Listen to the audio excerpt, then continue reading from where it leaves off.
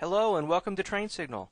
This is video number 2, Introduction to Linux Certifications, part of Fast Track CBT video series, Linux Networking and Administration. So here's our table of contents for this video. First off, we're going to talk about the CompTIA Linux Plus certification. We'll cover the Red Hat, Certified Technician, and Certified Engineer certifications. We'll talk about the LPI certification. That's the Linux Professional Institute. They offer the LPIC 1 and LPIC 2. We'll learn about Novell's Certified Linux Professional and Certified Linux Engineer, and then the Linux Certified Administrator certification, and various Unix certifications. So with that, let's get started by talking about the CompTIA Linux Plus certification. CompTIA offers a number of Plus certifications. They offer the A+, Net Plus, Server Plus, and there's a long list of other certifications offered by CompTIA. One of the benefits to CompTIA is it's a vendor-neutral certification. So you're not just certified on Red Hat Linux when you learn the Linux Plus material. You're certified on all sorts of Linux material. There's so many different types of Linux out there. The Linux Plus certification, tries to get a little bit of all the different Linuxes and certify you on those. Now let's go to the home page here for the CompTIA Linux Plus certification. It's at comptia.org/certification/Linux. So I'm going to click on that. And I just wanted to show you the home page here briefly. You can scroll through here. You can purchase your Linux Plus, exam vouchers. You already have quality, training materials by having this video about Linux. And we're going to focus, primarily on Linux Plus in this video. We're going to focus really hard on trying to cover all the different Linux Plus objectives that are available or that are listed, for the test. So you've seen the website. Let's go back. Let's talk a little bit more about it. The Linux Plus certification validates 6 to 12 months of Linux experience. So that's what they recommend you have. Now, if you've gone through a quality preparation program, probably you don't have to have that much experience, but, that's what they suggest. A single exam costs $218 in the United States. It's 98 questions, and you have 90 minutes to answer those 98 questions. It's a form-based, conventional, computer-based exam. So you go to one of the testing centers, either VUE or Prometric, and take your test there on one of their computers in their testing center. Go through the form-based exam, complete your questions.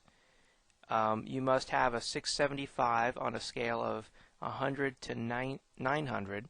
So it's a little weird like that, but roughly 75%, I believe it was when I did the math, you have to score to pass the exam. They recommend that you have an A+ or Network Plus certification or some sort of other network, experience, because there are a few different networking questions on the test as they relate to Linux. So with that, let's scroll through the objectives here.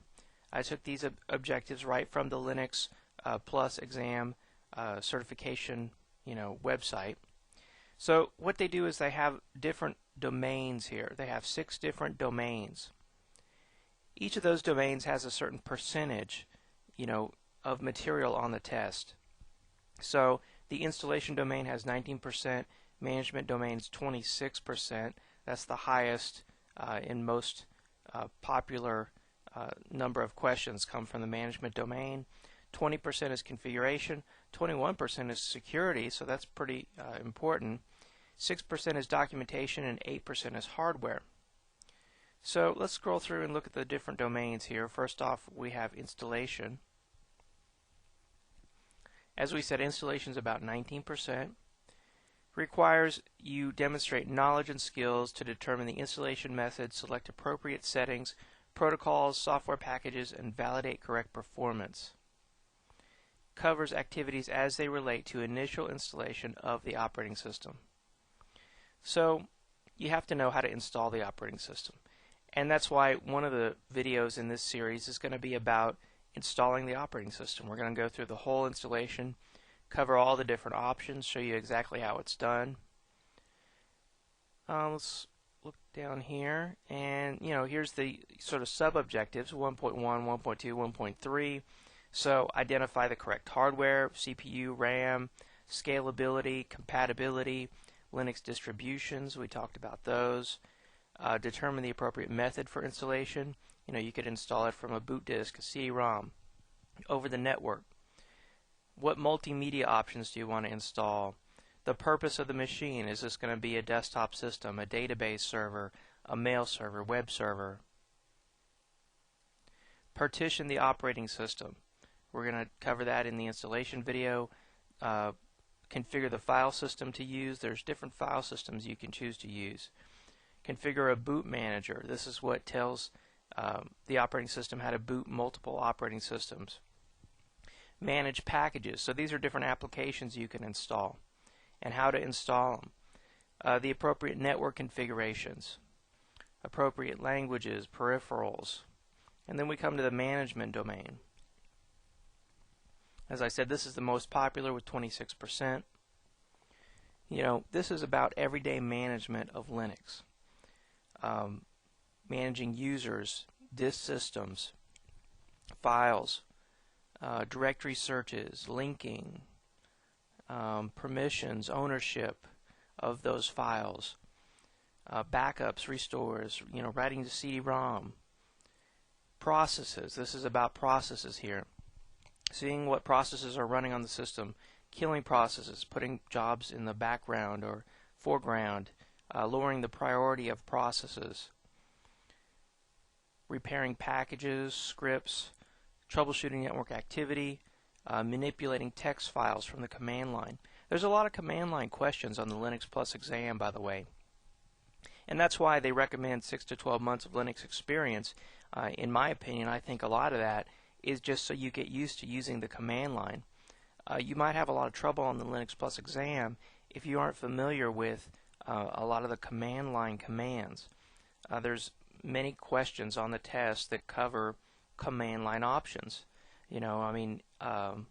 For example, if you're using tar, that's the tape archiving utility. What command line options do you use on that to extract a file or to compress a file and move it into the archive? We're going to learn things like this in this video series, but just something I want to point out as to how many command line questions there are on the Linux Plus exam and how important that is. It also talks about remote management, shell scripts, adding users from the command line, scheduling jobs, redirecting output. Then we come to the configuration domain. This is configuring system settings, network services. So we have like TCP/IP, configuring network adapters, DNS, DHCP, Samba, sharing Windows files, Apache web server, routing and subnetting, mounting file systems, DNS, printing, printer permissions, log files, terminal variables. There's a lot of stuff in this exam. It gets a little bit overwhelming. Don't let all the material that this exam covers frighten you away, though. There's a lot of different material that it does cover, a wide breadth of material that it covers, but don't let that scare you away, because passing this exam is very doable, especially after going through a video series like this and getting a little bit of hands-on experience on a Linux machine. The next domain here is security. Security is 21%. It's important to know how to configure security environmental variables and edit files associated with security, delete accounts while maintaining that user's home directory, install appropriate encryption. Let's see, detect symptoms that indicate a machine security has been compromised, viewing log files, using SU, that's the super user command, setting processes and special permissions, IDS systems. There's just a little bit on that. security requirements, like using the firewall program that comes inside Linux, security auditing, package corruption, file corruption, using programs like Checksum and Tripwire, password policies, security vulnerabilities in Linux services, and setting up users. The next domain is documentation. So it talks about how to develop a baseline, what programs you would use to do that, having a written procedure, troubleshooting errors using system logs, and using command line utilities to manipulate log files. And then, of course, help files, or programs you use to access help files. Then there's hardware. A lot of the hardware has to do with just understanding IRQs, DMA, memory addressing, SCSI, diagnosing hardware issues, what to do when you have a problem. How do you troubleshoot that? How do you troubleshoot different problems? Configuring power management, removable devices. So there's a lot of information, as I said, that's covered in this exam. But don't get frightened away by it. We're going to cover all of these topics in this video series, so you'll learn all this stuff. With that, let's go on to the Red Hat Certified Technician and Certified Engineer certifications.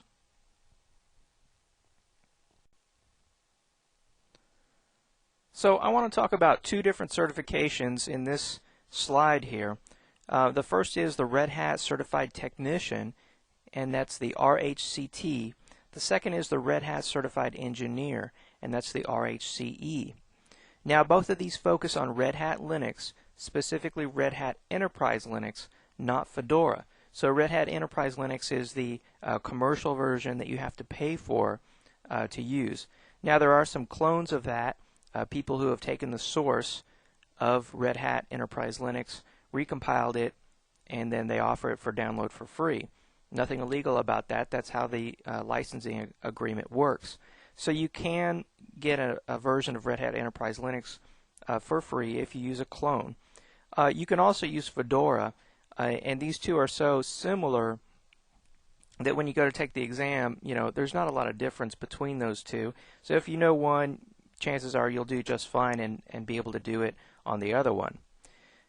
So this is a vendor-specific certification, unlike Linux Plus, which was a vendor-neutral. So Red Hat certifications here, of course, focus on Red Hat Linux specifically. Red Hat pushes training classes, but they're not required. So if you go to their website and you look for information about these certifications, chances are you'll be directed into some sort of training class information, and you have to sort of work your way around that to find the information on how just to take these exams. Because taking those certification classes are not required in any way. Here's the website here for the Red Hat certifications. I'm going to click on that. We'll just go take a look at it. They have an exam preparation guide here, and if we scroll down, it goes through all the different things you should know about these certifications. It goes through the study points that you should be familiar with, the different skills for RHCT and RHCE, and then of course there's these courses that they highly recommend you take. You can also use the topics that these courses cover as lists of things to study for. There's some good books out there as well on RHCE and RHCT. You can click here and we can go over and look at the engineer program. They have a pre-assessment test, and if you scroll down here, it talks about the different classes, of course they recommend you take, and here is actually the tests, the RH202 and RH302. The 302 is the certified engineer, the 202 is the certified technician. And we're going to talk about the costs and everything here in just a second.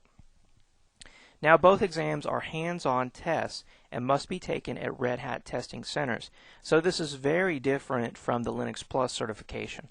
The Linux Plus, you go to a Prometric or View Testing Center, sit down at a computer and you go through, 90 multiple choice questions or 98 multiple choice questions. You have to answer those, and get them right.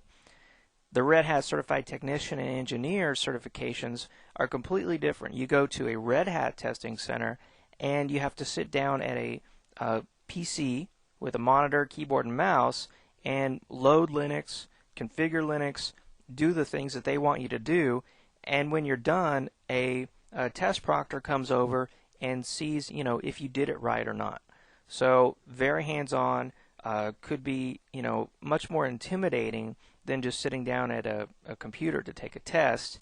Here you actually have to sit down and really do this stuff. So you have to really know it. There's no guessing that's going to help you out. You don't get to use the manuals or books on these exams. So it can be a little bit intimidating. But if you have some good hands-on experience with Red Hat and you've loaded Linux multiple times and you know how to configure it properly, chances are you'll do pretty well. Now, we said there's two different exams. The first one is for the Certified Technician, and the exam code's RH202. The cost is $349. So that's significantly more than Linux Plus. The RH Certified Engineer is $749, and that's much more than the Linux Plus. The time for the technician exam is about 3 hours. You have to complete all these different tasks they give you. The Red Hat website says that you should be able to set up and manage a new Linux system on an existing network. So that's what you should be able to do to pass the Certified Technician exam. Of course, there's exam objectives we talked about. But the engineer exam here is about 5.5 hours. And they say you should be able to set up and manage Linux servers running production network services and security. The interesting thing about these two tests is they're related. You can take the Red Hat Certified Technician exam and the Certified Engineer exam at the same time. The RHCT is half of the RHCE. So if you fail the RHCE portion of the RHCE exam, you can still become an RHCT if you pass the RHCT portion of the exam. So I said this is the technician exam is 3 hours, and this one's 5.5. So really what the 5.5 exam here is it's the certified technician portion, this first 3 hours, plus an additional 2.5 hours. So if you fail the additional 2.5 hours worth of exercises on the RHCE exam, but you pass the 3 hours worth of exercises on the RHCT portion, you can still become an RHCT. So in that case, you would just pay the $749, but you didn't pass the RHCE, you become an RHCT. Or you can choose to just go take the RHCT exam only, try out 3 hours worth of exercises, see if you pass and become an RHCT. So it's a little unique in that aspect. And we already went and looked at the different exam objectives. I'm not going to go into a lot of detail on that. A lot of the things you need to know for the Linux Plus exam are the same things you need to know for the Red Hat exam. The Red Hat exam is just more hands-on, and it's focused specifically on Red Hat Linux. The RHCE is a very well-respected certification because it is such a hands-on exam. And, everyone knows that that's going to be more stressful, and you really need to know what you're doing for a hands-on exam versus just a computer-based forms, question and answer exam.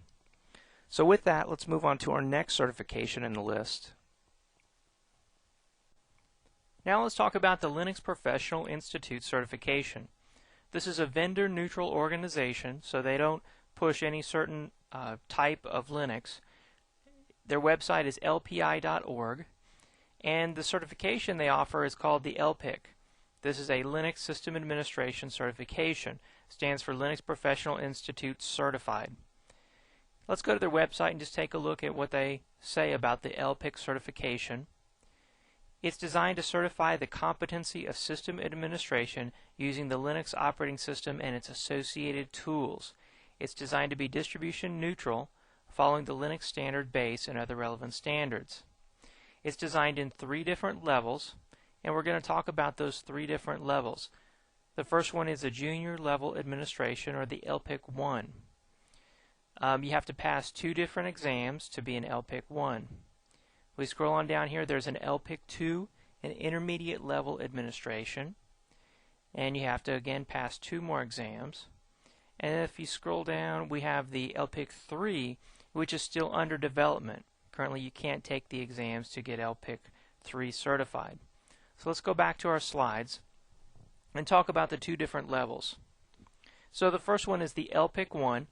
We said it's a Junior Level Administration. You have to take exam 101 and 102 to become LPIC 1 certified.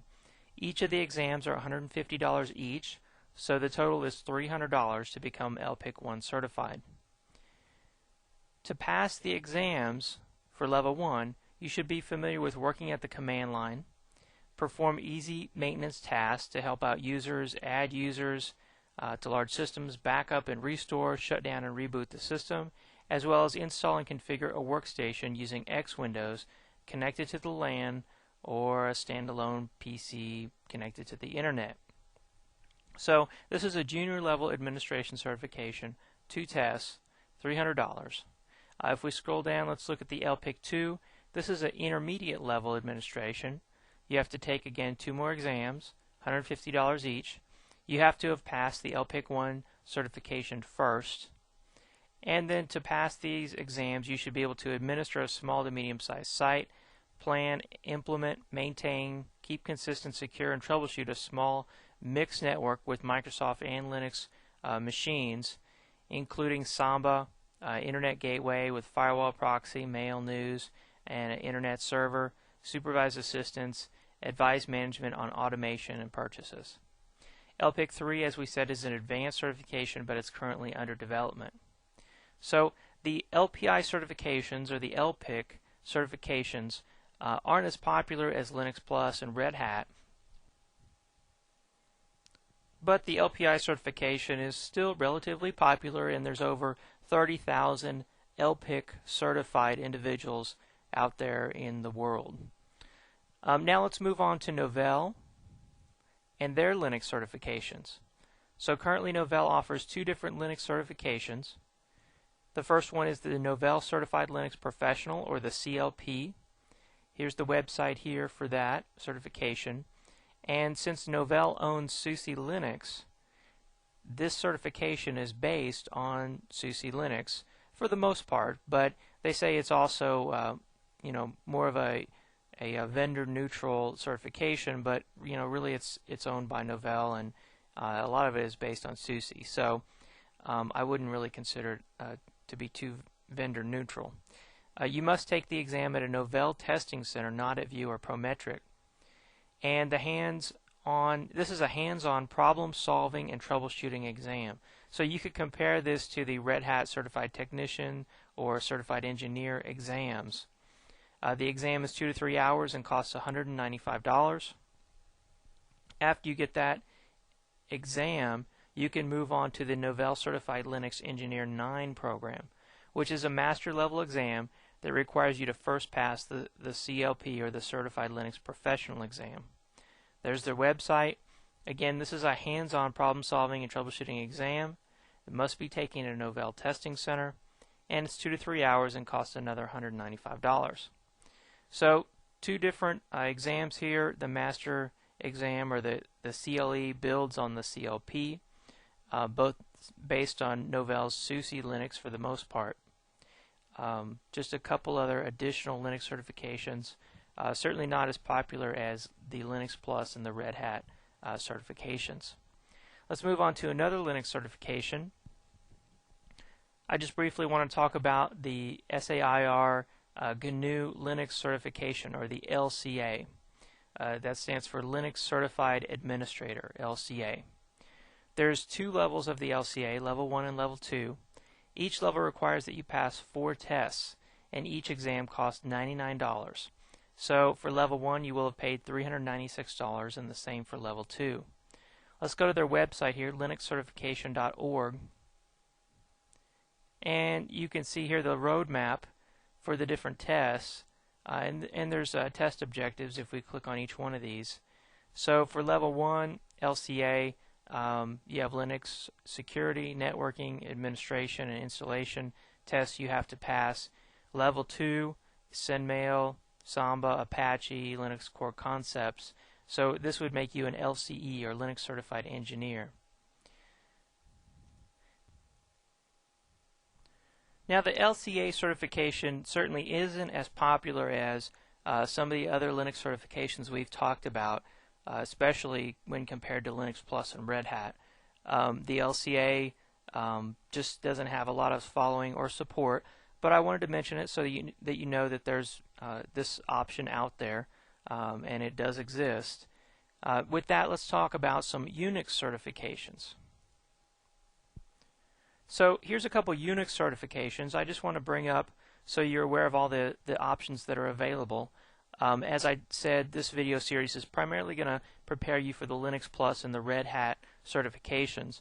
But if you're ever interested in getting a Unix certification, there are a couple different options out there available for you. The first one is the Sun Certified Solaris Administrator, or SCSA. This covers Solaris Unix 10. There's their website there, and they have the Sun Certified Network Administrator specialty and the Security Administrator specialty. So these aren't really based on Linux, but they're based on Unix. So this is Sun's Unix, which they call Solaris. It's not going to have all the same commands as Linux, but you know, a lot of the functionality is going to be the same. Of course, it has to run on a Sun box using the Sun operating system. Then there's the IBM AIX Certified Specialist and Certified Engineers certifications.